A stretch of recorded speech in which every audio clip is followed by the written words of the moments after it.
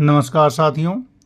मंगल राहु की युति और उससे बनने वाले अंगारक दोष के बारे में अभी मैं लगातार आप लोगों को बतला रहा हूँ और उसका एक्सट्रीम नेगेटिव इफ़ेक्ट किसके साथ क्या क्या हुआ ये भी बतला रहा हूँ। और मंगल राहु किस परिस्थिति में एक्सट्रीम नेगेटिव इफ़ेक्ट देता है इसके बारे में भी मैं आप लोगों को बतला रहा हूँ। निश्चित रूप से बहुत सारे लोगों की कुंडली में मंगल राहु की युति होगी। वो मंगल राहु की युति बहुत अच्छी भी होती है, डिपेंड करता है कि मंगल राहु आपके किस भाव में बैठा हुआ है। लेकिन अगर वही मंगल राहु किसी विशेष परिस्थिति में किसी विशेष भाव में अगर बैठा है तो एक्सट्रीम नेगेटिव फल भी देता है। इसी कड़ी में आज मैं आप लोगों को बतलाने जा रहा हूँ लीजेंड एक्टर गुरुदत्त की कुंडली के बारे में। मित्रों, अगर आप गुरुदत्त साहब के बारे में और डिटेल जानना चाहते हैं तो मेरे वीडियो लाइब्रेरी में जा कर के देख सकते हैं। मैंने गुरुदत्त साहब का कंप्लीट जो उनका लाइफ के बारे में, उनकी जो ऑटोबायोग्राफी है, कंप्लीट लाइफ के बारे में भी 2 बार वीडियो मैंने बनाई है और उसमें सारी बातें मैंने बतला रखी हैं। लेकिन आज के इस वीडियो में मैं आपको उनकी कुंडली के अंदर जो मंगल राहु का जो नेगेटिव प्रभाव था उसके बारे में बतलाऊंगा और किस तरीके से उस मंगल राहु ने क्या क्या उनको डैमेज किया उसके बारे में बतलाऊंगा।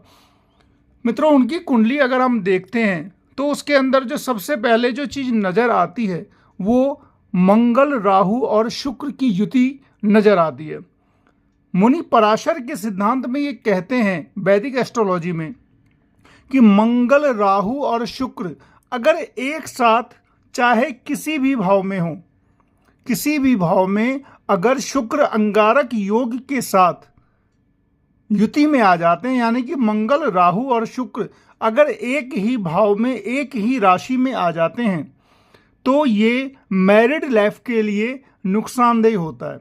और मेरे पास काफ़ी सारी कुंडली आई जिसमें मैंने देखा कि मंगल राहु शुक्र जिसका है तो उसके साथ कहीं ना कहीं ऐसी स्थिति बनी भी, यानी कि ये सिद्धांत तो बिल्कुल 100% ट्रू है।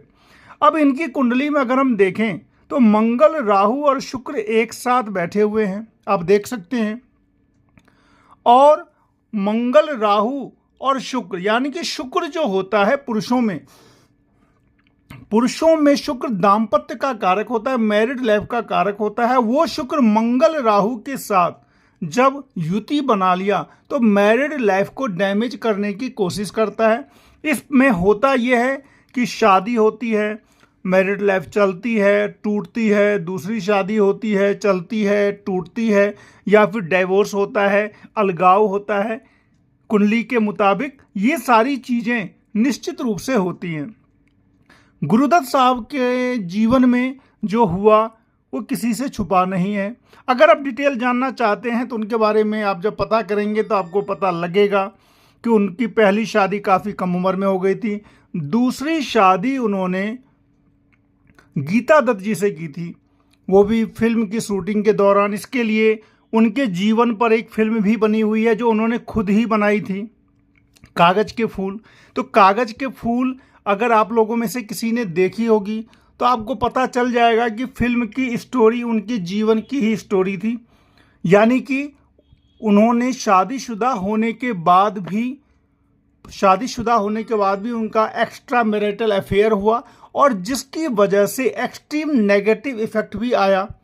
एक्सट्रीम नेगेटिव इफेक्ट में यही होता है कि मंगल राहु ने एक्सट्रीम नेगेटिव इफेक्ट किया मैरिड लाइफ के लिए और वो उनका अपनी पत्नी से अलगाव भी हुआ, अलग भी हो गई। वो सारी की सारी जो डिटेल है मैंने एक वीडियो में बताई हुई है और किसी दिन और डिटेल से मैं बतलाऊंगा। लेकिन इसमें केवल और केवल मंगल राहु और शुक्र जो एक साथ बैठा हुआ है उसके बारे में मैं बतला रहा हूँ कि मैरिड लाइफ को तहस नहस किया, साथ ही साथ डिवोर्स की परिस्थिति ला दी।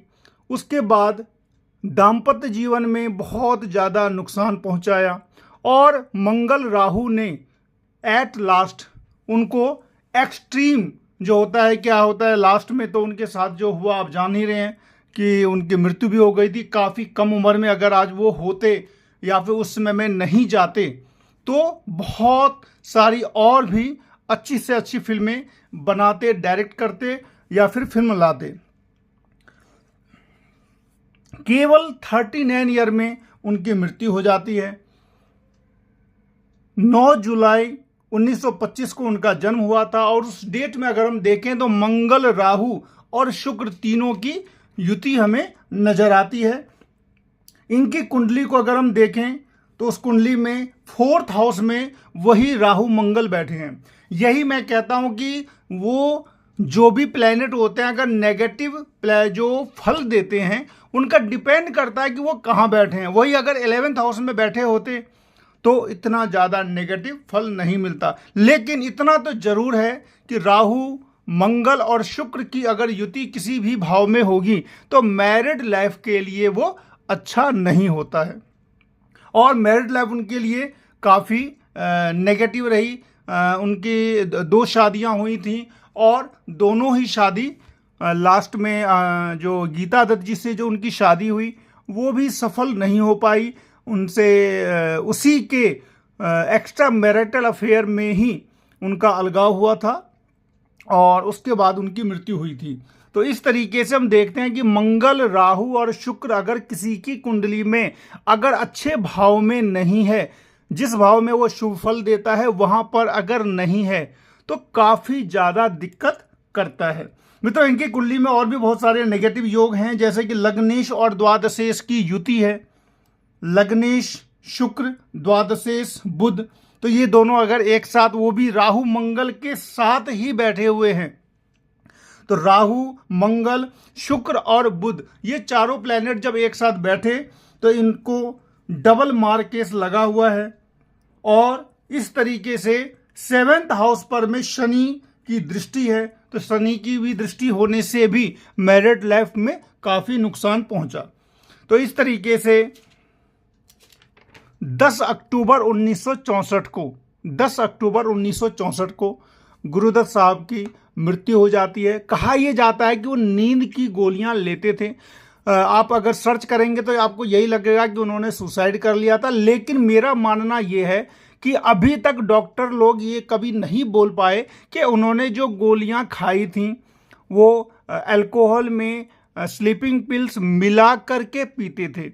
और डॉक्टर भी ये नहीं बतला सकते कि उन्होंने जो स्लीपिंग पिल मिला के जो पिया था वो अपने हिसाब से ज़्यादा जानबूझकर पिया था या एक्सीडेंटल पी गए थे। यानी कि मृत्यु तो स्लीपिंग पिल से ही हुई, लेकिन वो स्लीपिंग पिल जानबूझकर मृत्यु के लिए ही पिया था या एक्सीडेंटली नशे में वो ज़्यादा पी गए थे। तो इस तरीके से उनकी लाइफ के बारे में, उनकी कुंडली के बारे में जो मंगल राहु ने जो एक्सट्रीम नेगेटिव इफेक्ट दिया उसके बारे में मैंने आप लोगों को बतलाया। उनके बारे में फिर से दोबारा उनके लाइफ पर अगर आप लोग चाहें तो मैं निश्चित रूप से उनके पूरे लाइफ के बारे में फिर से एक वीडियो बनाऊंगा। और मेरी इच्छा ये रहती है कि किसी भी सेलिब्रिटी का जो ओरिजिनल बर्थ डिटेल जब मिल जाता है, इनका भी मुझे काफ़ी ढूंढने पर ओरिजिनल बर्थ डिटेल मिला, उसी बर्थ डिटेल के आधार पर मैंने इनकी कुंडली बनाई और विश्लेषण किया। मित्रों, लाइक शेयर सब्सक्राइब जरूर करें। मिलते हैं नेक्स्ट वीडियो में, तब तक के लिए नमस्कार।